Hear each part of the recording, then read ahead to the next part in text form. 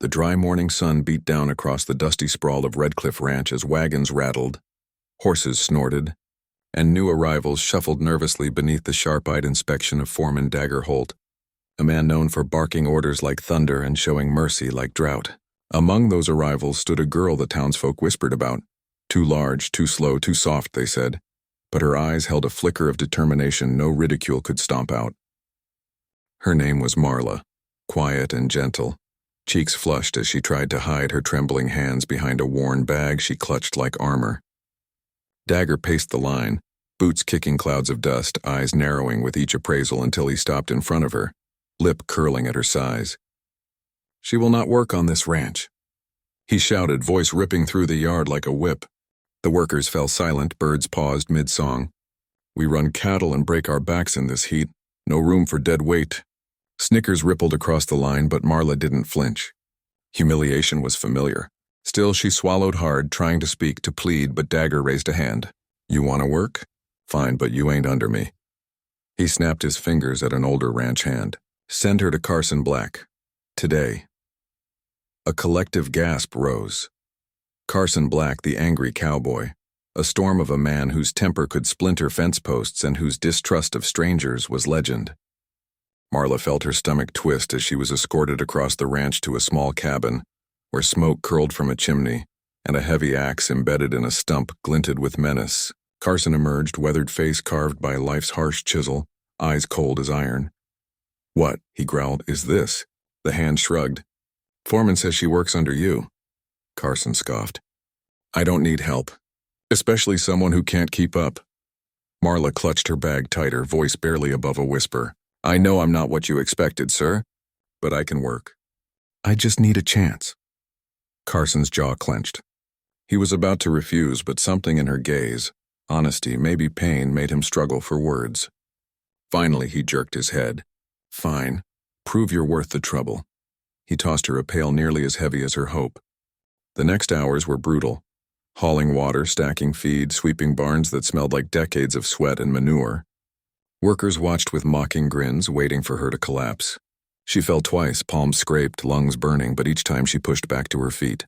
Carson scowled, more at himself than her for caring enough to notice. By sundown, she slumped in the barn doorway, exhaustion trembling through her body. Carson approached, slow, thoughtful. "Most quit," he muttered. "You didn't." Marla wiped sweat from her brow. "I've quit enough things in my life. I'm tired of quitting." Silence stretched like rope between them. The angry cowboy found himself nodding, surprising both of them. Days turned into weeks. Carson barked orders, corrected her grip, taught her how to calm skittish horses. Where others rolled their eyes, Carson watched quietly as her endurance grew. She learned whoosh-whisper breathing to conserve strength, how to brace knees lifting hay, how to duck when the bull snorted with death in its eyes. She limped home with bruises but smiled at the sunset with stubborn pride. Gossip spread in the bunkhouse. "The big girl's gonna break. Carson'll send her packing." But Marla kept steady, fueled by a lifetime of being underestimated. One evening during branding, a young steer panicked, rope snapping, hooves thrashing dangerously. Workers scattered. Carson leapt forward, but the steer bolted toward a group of children from town who'd come to watch. Without thinking, Marla threw herself between them, arms wide, yelling loud enough to jar the beast's attention. It veered, crashing past her, horn clipping her shoulder and sending her tumbling into the dirt. The yard froze. Dust settled. The children were unharmed. Marla staggered upright, wincing but alive. Carson burst forward, grabbing her shoulders. Anger flared in his voice, not at her, but terror disguised as fury. "What were you thinking?" She looked at the children, trembling with fear, then at him. Someone had to do something. That night, Carson found her sitting alone, icing her shoulder with a melting block from the ice house. He sat beside her, awkward and heavy with thoughts he didn't know how to share. "I misjudged you," he said quietly. She shrugged. "Everyone does." "It was wrong," he continued. "I saw your size and assumed weakness, but you're the strongest hand I've got." Marla's eyes glistened, not from pain, but from finally hearing what she'd spent her whole life chasing. But peace never lasts long on a ranch. A week later, a storm rolled in. Wind slamming gates, lightning sending horses into frenzy. Chaos cracked like thunder across the ranch yard. Fences snapped, cattle stampeded. Workers ran to secure barns, but fear tangled their actions. Marla, remembering Carson's training, sprinted through the storm, throwing herself into danger again, tying loose gates, soothing horses with her low, soothing tone, dodging kicks. Her size gave her leverage others didn't have. She anchored ropes where lighter hands would have been dragged. Carson noticed, pride swelling beneath his rugged exterior. Together they rounded the last terrified horse back into the corral, rain drenching them. When the storm passed, ranch hands stared at her differently, not with scorn but respect reluctantly earned. Foreman Dagger stormed over, face red. "Lucky break," he spat. "You pull that stunt again, you'll be trampled." Carson stepped forward, jaw set. "She's not lucky. She's skilled. And she's earned her place here," the workers murmured. The ranch hadn't seen Carson defend anyone in years. Dagger sneered. "Fine, but she'll never be more than a burden." Marla's chin lifted. "I wasn't hired to please you. I came here to work." And she walked away, leaving Dagger speechless. Over the following weeks, her confidence bloomed. She woke early to practice knots Carson taught her, learned how to identify illness in cattle, how to repair fences faster than anyone except Carson. Her laughter, once quiet, echoed across the yard. Workers began asking for her help, not mockingly, but genuinely. One afternoon, Carson handed her a leather-bound notebook. "For keeping track of herd treatments," he explained.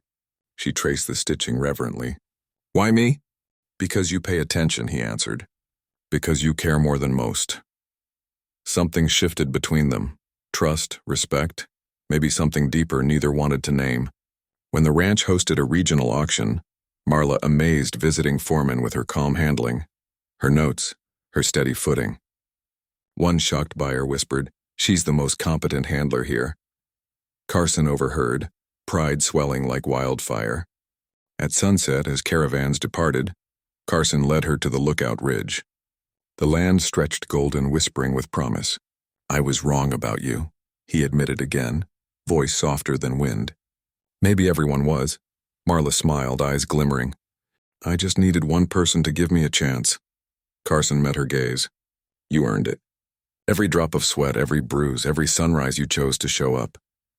She looked down at her arms, the once hidden strength carved clearly in them. "I'm not just the big girl anymore," she whispered. "I'm a ranch hand." "No," Carson corrected gently. "You're family here." That night, as lanterns flickered across bunkhouses, whispers echoed not of mockery but admiration. Foreman Dagger watched from afar, frowned deep, unable to deny what his pride tried to bury. Marla had changed the ranch by refusing to break. Weeks later, when a new batch of ranch hands arrived, nervous, insecure, Marla stood beside Carson, clipboard in hand, her presence commanding silence. One girl, smaller, timid, avoided everyone's eyes. Marla knelt and smiled. "You'll do fine," she said warmly. "Just don't quit." The message spread like wildfire. Strength comes in many forms. The cowboy who once burned with anger had learned patience. The girl who once carried shame now carried responsibility. And in the dusty sunset glow, the ranch thrummed with new respect. Respect earned drop by agonizing drop. So if you ever feel underestimated, remember this. Every sunrise is another chance to prove not to others but to yourself that you can do what they swore you couldn't. And if you enjoyed this story, if it sparked courage, heart, or even a flicker of hope, make sure you subscribe to the channel. Tap that bell and join us for more tales of grit, heart, and unstoppable spirit. Your support helps these stories come alive, helps inspire people who need to hear them, and keeps this campfire burning. Subscribe now because the next story might just be about you.